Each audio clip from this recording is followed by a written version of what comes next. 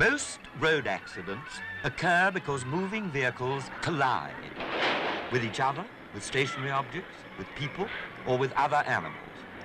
It seems logical, therefore, that if you, as a driver, can prevent your car from colliding with anything else, the risk that you will be involved in an accident will be greatly reduced. The problem then is, how do you prevent your car from being involved in a collision? And the solution is elementary. You keep a space around it. Now let's take a simple case, and I use the term advisedly. Our hero here, though endowed with 2 legs, has a passion for mechanical forms of locomotion. His mania for getting about on wheels started early in life. It grew with him with the usual symptoms until eventually our hero acquired a motor car of his very own. And he was very proud of it.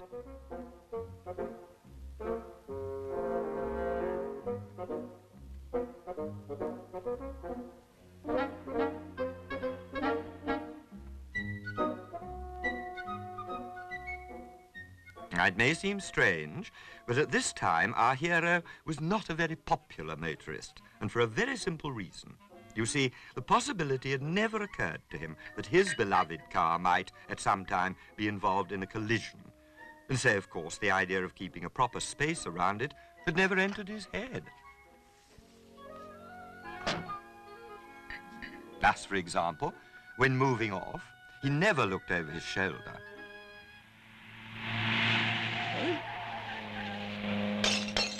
A habit other road users found distinctly irritating. Another bad habit of his was never allowing sufficient space when passing parked vehicles. This often left their owners feeling a trifle unhinged. To pedestrians, he gave no thought at all. In crowded shopping centres, he drove much too close to the pavement. Not surprisingly, people thought such behaviour somewhat ill-bred. When turning to the left, he swung out too far across the road, which upset people.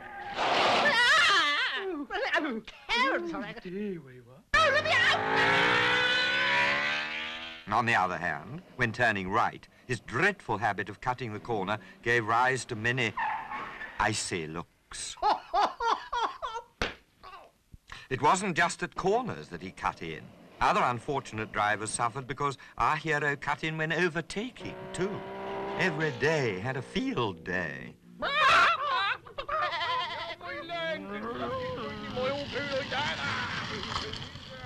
Quite often, important business transactions were affected by our hero's thoughtless driving. For even when it came to reversing, he never bothered to keep his distance. Not surprisingly, people felt this sort of thing was rather more than they'd bargained for. It was just the same when he was parking.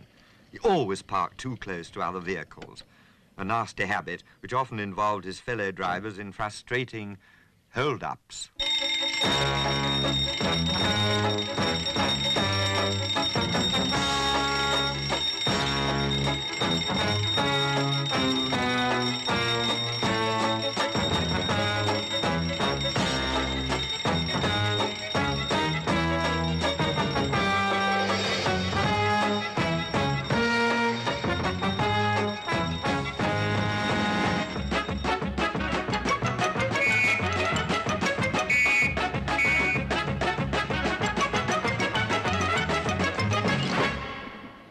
Again, on the open road, our hero, with his usual inability to look ahead, would follow too close behind other vehicles.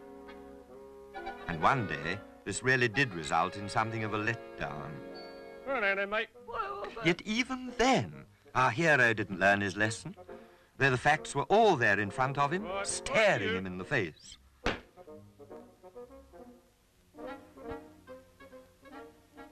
Just me. But one day, he found himself following close behind the wrong kind of vehicle. And then, at last, he realized that his car could be involved in a collision, just like anybody else's. And as he considered this unwelcome fact, the truth suddenly dawned on him. Of course, he hadn't been keeping sufficient space around his car. And there and then, he resolved to do things very differently in the future.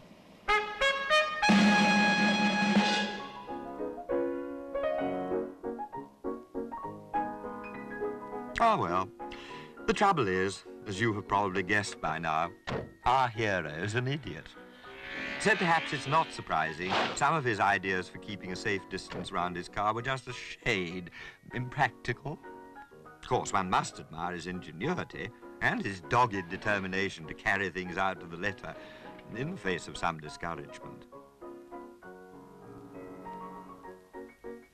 Even when parking, he always took the most careful measures to ensure there was ample space for his car so that his fellow drivers would not be inconvenienced.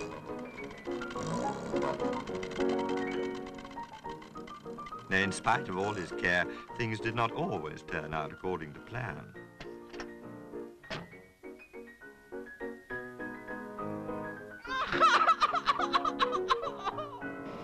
But if keeping space around a parked car proved difficult enough, a moving vehicle presented our hero with a much greater problem, because a tape measure is not much help in traffic. However, it didn't take long for his ingenious mastermind once again to find a solution, to his own satisfaction at any rate.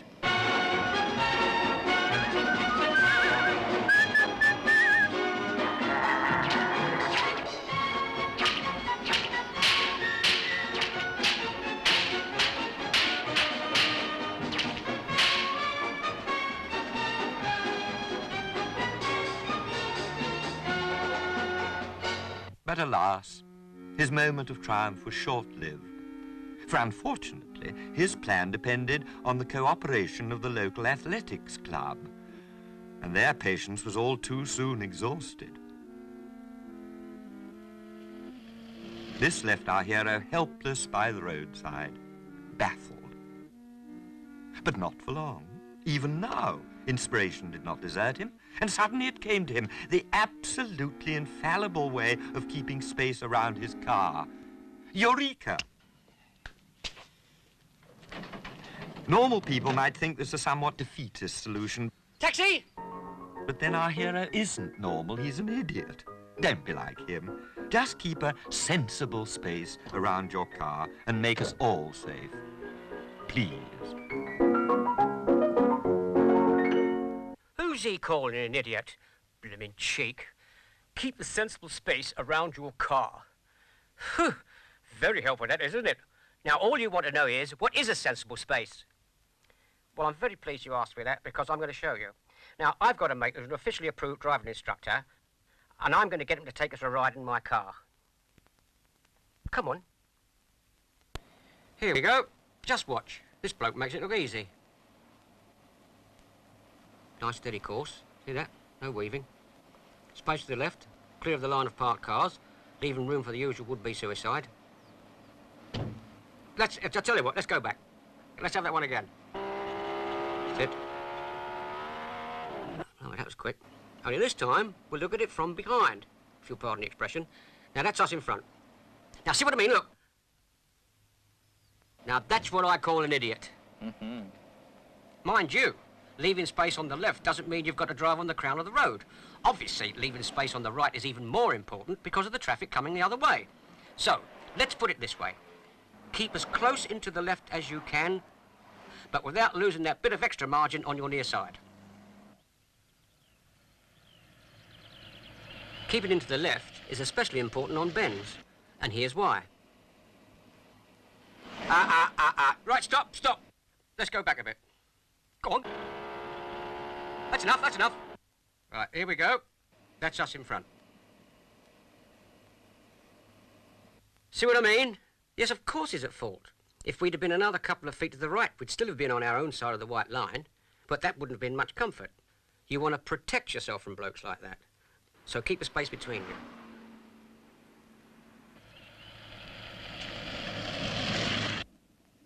Overtaking is another manoeuvre where you need space. Plenty of space to your right you must have, obviously. And if you haven't got it, or can't see you've got it for a good long way ahead, we'll wait until you have. Now see, if we'd have overtaken then, we wouldn't have finished this picture, would we? But space on the left is just as important when overtaking. Give the car you're overtaking plenty of room and don't pull in too soon. Leave a safe space between yourself and the car you've just passed, like this. Don't cut in sharply in front of him.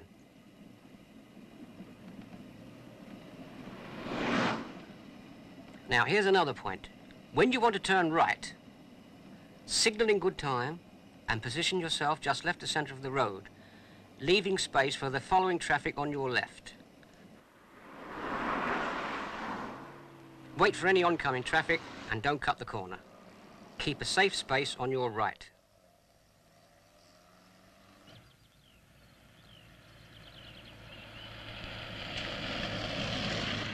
Well now, space right and left is only two sides to the question. What about space behind? What do you do when you see this sort of thing in your mirror? Blimey, he's in a hurry. All right, let's admit he's too close. He can't get past. He doesn't want to lose speed, so he stays on our tail. Obviously, if we could, we'd let him pass. But in this case, it's impossible. There's no room. He's still there. Of course, we could go faster, but so can he. If we try that, before we know where we are, he'll be pushing us faster than we want to go, maybe faster than it's safe to go. Remember, in a situation of this kind, if you have to brake hard, he'll probably run into you. And he's bigger than you are. So the drill is, keep your speed down, so you've got time to brake gently, especially on winding roads. Well, there's not much else we can do about space behind us. That's up to the driver behind. But space ahead is a different story. There's plenty you can do about that. At traffic lights, it may be all right to be as close as this to the bloke in front, but not once you're on the move. Now you're on the move, you want to keep your correct distance, and that depends on your speed. The space you need to leave between yourself and the chap in front is the distance in which you could react and stop at the speed you're going if he stopped suddenly. Blimey, that was a mouthful. Hope you got it, because you're not going to get it again. Let's have a look at a few examples and see what correct distance means. On a dry day, driving at a steady 35 miles an hour, this would be a reasonable distance to leave between you and the car ahead. But at the same speed on a wet road, you need rather more space in front of you.